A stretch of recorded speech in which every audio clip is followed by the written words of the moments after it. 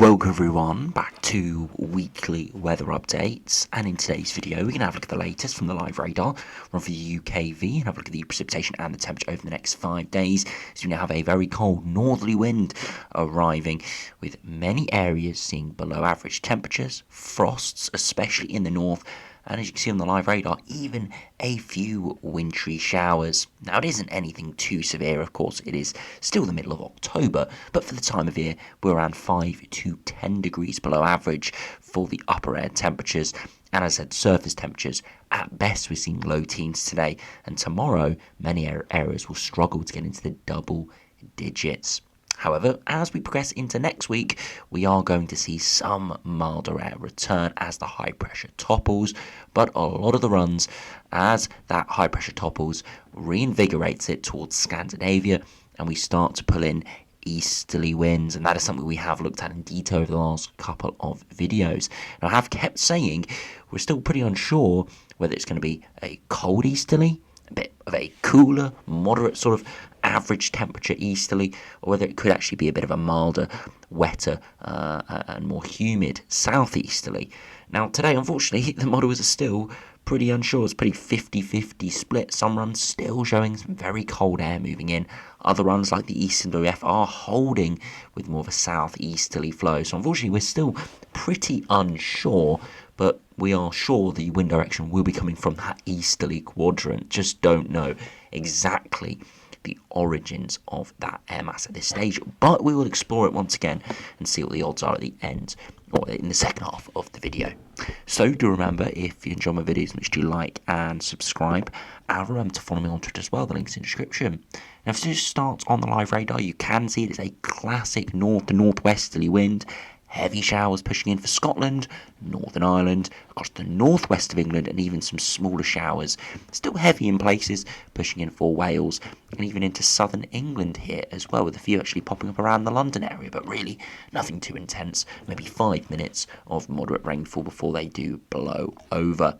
It is feeling cold out there, especially further northwards, but even in the south, wake up this morning, definitely a big chill to the air, and it's only going to get colder over the next 24 hours. I said tomorrow we could see at best 11 or 12 degrees in the south, and many areas around that 9 or 10 degree mark or lower. You can see for Scotland, lots of heavy showers, and quite a few of these have got a wintry flavour to them. You can see how they're sort of partially blue, partially green, which is indicating that it really is all to do with elevation here.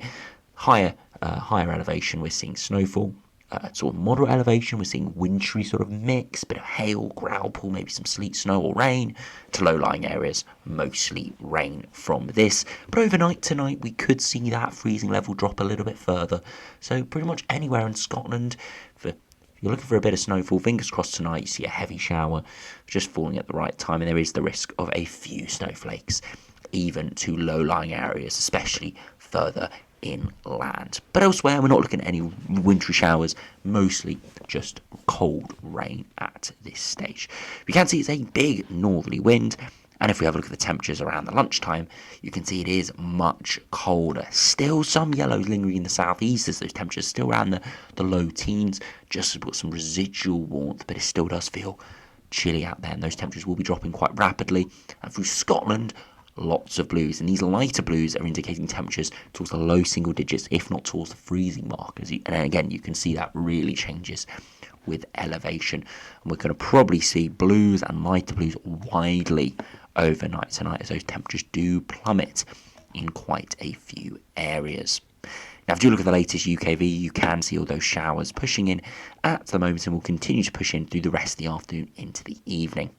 Overnight tonight, of course, those showers will drop off, and then they're convection based. The sun is aiding in that convection, so when the sun starts to go down, those showers will reduce. But across Scotland, we could still see some heavy showers, and as I said, more of them could fall as snow, especially in the early hours of Sunday morning, as we have cooler temperatures. But under the clear skies, it is going to be a cold morning. And into tomorrow afternoon, it's going to be even a colder day than today, but less showers around. So again, we're trading off a couple of degrees cooler, but no showers. So plenty of sunshine tomorrow. Pretty decent, but as I said, still feeling quite cold. By Sunday afternoon to the evening, the northerly wind does get cut off, but we still got residual cold air around. Again, there could be a frost into Monday, but a lot of trapped cloud here. Again, that may hold those temperatures up towards the mid-single digits instead. Monday afternoon, we're not expecting anything particularly crazy. Some breaks in the sunshine, but probably quite cold and pretty cloudy. As we head into Tuesday, we start to see the wind direction change. This is where it veers more to a southeasterly initially, and you can start to see some milder air pushing up from the south and some rain along that division between the cold air and the milder air. And again, could be some heavy rain in places. And what the majority of runs are showing is this southeasterly push coming in and then a northeasterly or easterly veering in through Friday into the weekend, into next weekend that is.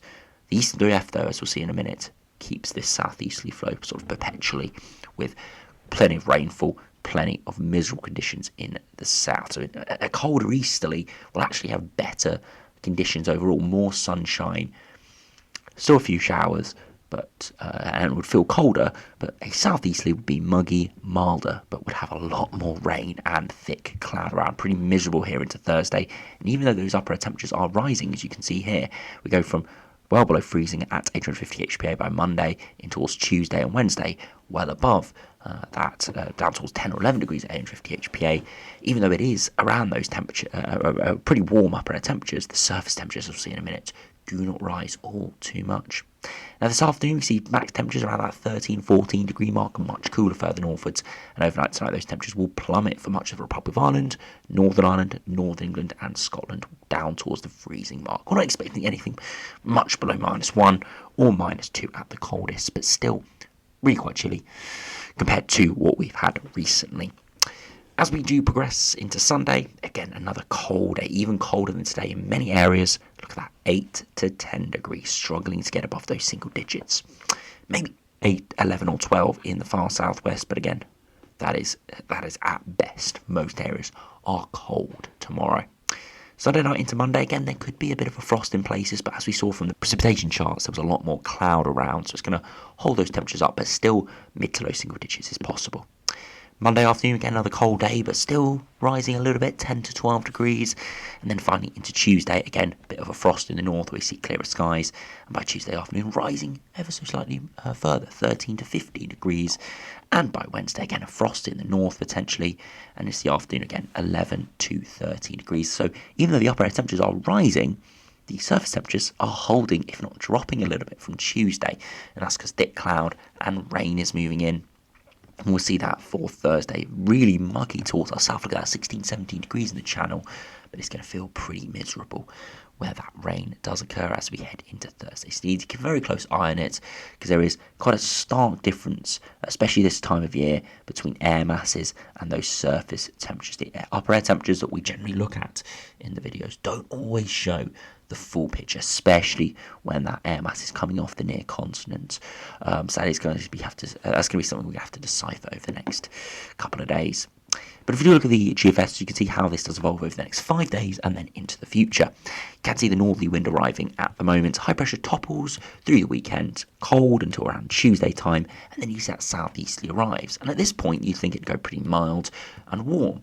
But what happens is that high pressure rebuilds towards Scandinavia, and by Friday time, we actually start to see a cold easterly wind arrive. Now, this would produce heavy snowfall and freezing cold conditions if we were in the middle of winter, but being the middle of autumn, it will be below average, it would be cold, you see the upper air temperatures down towards the -5 line at worst, and you can see it'll be generally pretty chilly. Temperature deviation well below average, potential equivalent temperature pretty cold as well.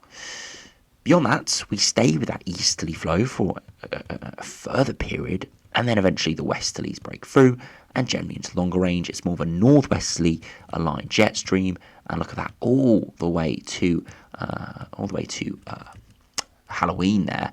We're seeing some perhaps very stormy conditions. Could be a bit of a Halloween howler there, with a big windstorm around that Halloween period, with very cold air wrapping around into the northern edge, very warm air up into the southern edge. Again, this is an extreme area of low pressure. Look at those widespread wind speeds. And if we actually had to look at the wind gusts, we're looking at, again, well in excess of 100 kilometers per hour. So a very strong system this. Again, probably an anomaly being this far out at 934 millibars towards the centre of that low. It's unlikely to come off, but again, just showing you what could happen when we've got these big temperature contrast between cold air to our north and mild air to our south. But in the reliable time frame, northerly wind now, high pressure topples, briefly milder next week before easterly winds arrive, bringing much cold weather for the end of next working week once again. Now, if we look at the GM, see how that does compare. Again, we're seeing a northerly wind at the moment, high pressure topples. We see the same southeasterly arrive for a time, and then by next Friday, once again, we're seeing an easterly wind arrive. Not quite as cold as the GFS, with not as much cold air wrapped around within it, but still well below average. Look at the temperature deviation, 6 to 8 degrees below average, feeling really quite chilly and keeping us trapped within that cold air with a bit of a blocked pattern up towards Greenland in the longer range. And this is sort of pattern where anything could really happen. We could see the jet stream break through, or we could see this high pressure hold and potentially start to veer the wind back in from the north or northeast. So slightly different to the GFS, but broadly similar, at least that day 7 to day 10 period, with that cold easterly. But as I said, the ECMWF has a different idea. As you can see, northerly wind arriving at the moment, similar and exactly the same to the other runs. Eventually the southeasterly arrives for the middle of next working week, with rain and milder temperatures in the south.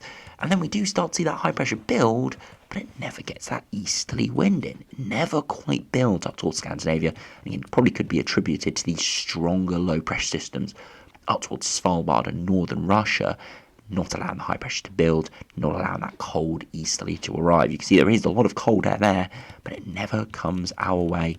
And all the way to day 10 here, we're stuck in a bit of a southerly or southeasterly flow. Wouldn't be particularly pleasant. If you have a look at the accumulated precipitation, a lot of rainfall would fall in this period, and a lot of that rainfall will be coming after this northerly wind. You can see until next Wednesday, minimal rainfall for much of the UK, but then once that southerly arrives, then we get caked in rain. So yes, eastern RF is slightly milder with above average upper air temperatures. It's coming from a southeasterly instead of an east or northeasterly, but it will produce a lot more cloud, a lot more rain, and a lot more generally miserable conditions. Now, to finish by looking at the latest ensembles, if we start on the GFS ensembles, again, you can see cold at the moment, trending above average for a few days early next week, and then we see a drop. Still a bit of a 50-50 split. Majority, yes, are below average with that white line, but still there's a significant number at average or above average, so we can't really call it at this stage. But definitely easterly winds coming, just unsure exactly how cold they will be. Precipitation does pick up definitely early next week with that southeasterly flow, with that milder air initially. And of course, if that southeasterly flow remains like the ECMWF has it, then we could see quite a lot of rain, especially in the south. And the north could actually be slightly drier, being closer to the higher pressure. Two-meter temperatures vary up and down, but you can see generally we're not looking much above that sort of mid-teens mark. So definitely on a downward spiral now towards winter, unfortunately, and the dew points all over the place. Very cold in the next 24 hours, very dry air, very mild as we head into early next week. 15-degree dew points possible, and then a drop again, but again, a lot of uncertainty with that. Now, finally, if we finish with the ECMWF ensembles, very cold at the moment, rise, the same as the GFS, and then another drop. Again, 50-50 split. The mean of the ensemble members is pretty much around the 1991-2020 mean, so it is pretty much a 50-50 split of above average and below average, and that stays the same all the way into the foreseeable future with quite a bit of precipitation around. So as you can see, from around the 20th, 21st of October, in around 7 days' time, late next working week, the models really do disagree with the sort of air mass coming in. They will all mostly agree that it's an easterly flow or a southeasterly, northeasterly flow, that sort of quadrant, but the air mass is the decisive factor. And yeah, very unsure today. One thing we can say for certain is, as I said, easterly winds are looking likely to dominate, and regardless of the air mass, it will probably feel pretty cold, either rainy and miserable or chilly and frosty with more of a Arctic influence there. So anyway, thanks for watching. Hope you have enjoyed. Do enjoy these next couple of days of drier weather. Yes, it's colder. It is going to feel very chilly, especially further northwards. There will be frost, ground frost around for quite a few areas. But generally, it's drier and it's pretty sunny out there. So do go out and enjoy this mid autumnal little cold spell we have now. So thanks for watching. Hope you enjoyed. Subscribe if you're new. And I'll see you again for another video soon.